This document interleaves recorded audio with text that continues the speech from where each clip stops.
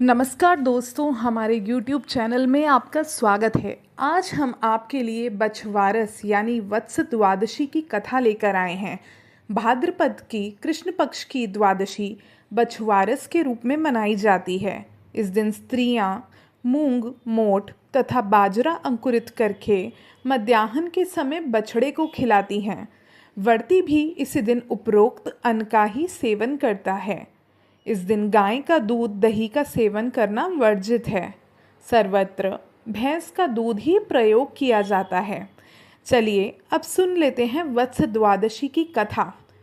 श्री कृष्ण भाद्रपद कृष्ण पक्ष की द्वादशी को पहली बार जंगल में गायें बछड़े चराने हेतु गए। माता यशोदा ने कृष्ण को पूरी तरह से सजाकर गायें चराने के लिए भेजा था। पूजा पाठ के बाद गोपाल ने बछड़े खोल दिए। यशोदा ने बलराम से कहा, बछड़ों को चराने दूर मत जाना, श्री कृष्ण को अकेले मत छोड़ना। गोपाल द्वारा गोवत्साचरण की इस पुण्य तिथि को पर्व के रूप में मनाया जाता है। अब इसके बाद औघ द्वादश की भी कथा सुन लेते हैं। जन्माष्टमी के 4 दिन बाद या भाद्रपद के कृष्ण पक्ष की द्वादशी को औघ द्वादश मनाई जाती है। सुबह लकड़ी के पटरे पर भीगी मिट्टी से 7 गायें, 7 बछड़े, एक तालाब, 7 ढक्कन वाले भगोने से बना लेते हैं। पूजा के लिए थाली में चने, मोठ जो कि भीगे होते हैं, खीरा, केला, हल्दी, हरी घास, चीनी, दही, खुले पैसे, चांदी का सिक्का रख लिया जाता है। 1 लोटा कच्चा दूध मिलाकर पानी भरकर रखा जाता है। अपने माथे पर भी हल्दी से टीका किया जाता है। फिर कहानी कहते सुनते समय हाथ में चने मोट लेकर छीले जाते हैं और कहानी खत्म होने पर 7 भगोने जैसे कुलियों में भरकर थोड़े से तालाब पर भी चढ़ा दिए जाते हैं। साथ खीरा, केला, चीनी पैसा भी चढ़ाया जाता है। फिर एक परात पटरे के नीचे रखकर पटरे पर तालाब में 7-7 बार लोटे से दूध मिलाकर जल डाला जाता है। सब बारी बारी जल चढ़ाते हैं और गाय बछड़े को हल्दी से टीका भी करते हैं। सास बहू या देवरानी जेठानी मिलकर फिर परात वाला जल जिसमें चांदी का सिक्का व दूब हाथ में लेकर पटरे पर चढ़ाती हैं। इसके बाद पटरे को धूप में रखकर और सूखने पर मिट्टी जमुना जी में डलवा दी जाती है। बाद में पटरे का सामान कामवाली को दे दिया जाता है। परात के जल को सब जनी मिलकर सूरज को देती हैं।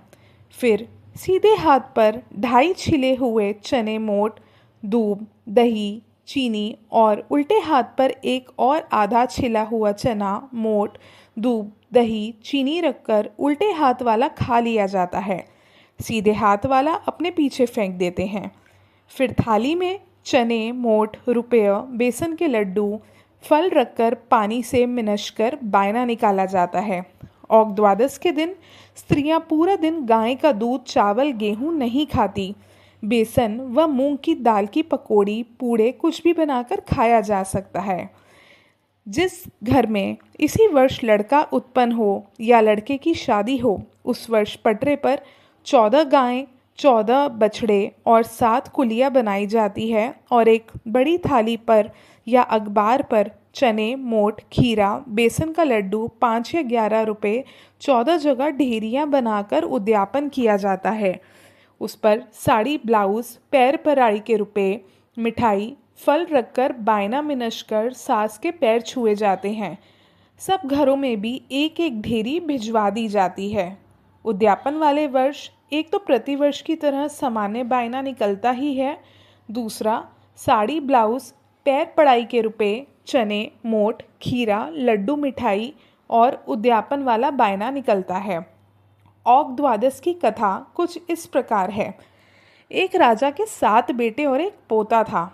एक दिन रानी ने अपनी बहू से कहा, धान धानड़े को संभाल के रखना।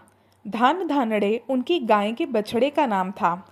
सास के समझाने के बाद भी बहू से बछड़ा विनश गया और राजा के सब कुएं, तालाब सूख गए। तब रानी ने बहू को पीहर भेज दिया और उसका बेटा अपने ही पास रख लिया। 1 साल तक उनके तालाब और कुओं में पानी नहीं आया। तब राजा ने पंडितों को बुलवाया और पूछा कि इनमें पानी किस प्रकार आएगा। तो पंडित बोला कि बड़े बेटे या इकलौते पोते की बलि देने से ही पानी आएगा। तब राजा ने अपने इकलौते पोते की बलि दे दी। बलि देते ही कुएं तालाब पानी से भर गए। रानी ने बहू को भी पीहर से वापस बुला लिया। उसके बाद औग द्वादश आई। तब सब बोले कि अपने तालाब पर ही धोख मारने चलेंगी और सबने मिलकर खूब गाजे बाजे के साथ तालाब पर औग द्वादश की पूजा की।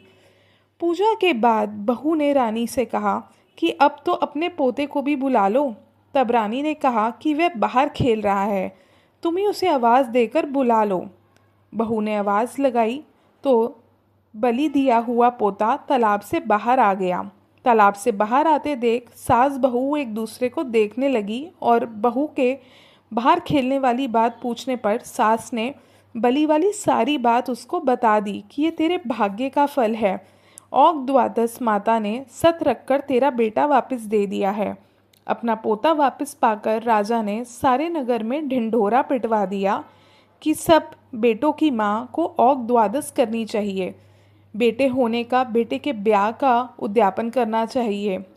हे औग द्वादश माता, जैसा फल पीछे बहू को दिया वैसा फल सभी को मिले। कहने वाले को, सुनने वाले को, हुंकारा भरने वाले को, सारे परिवार को ऐसा फल मिले। आशा करते हैं आपको हमारी ये वीडियो अच्छी लगी होगी। हमारे चैनल को ज़रूर सब्सक्राइब करें, साथ ही वीडियो को भी लाइक करें। धन्यवाद।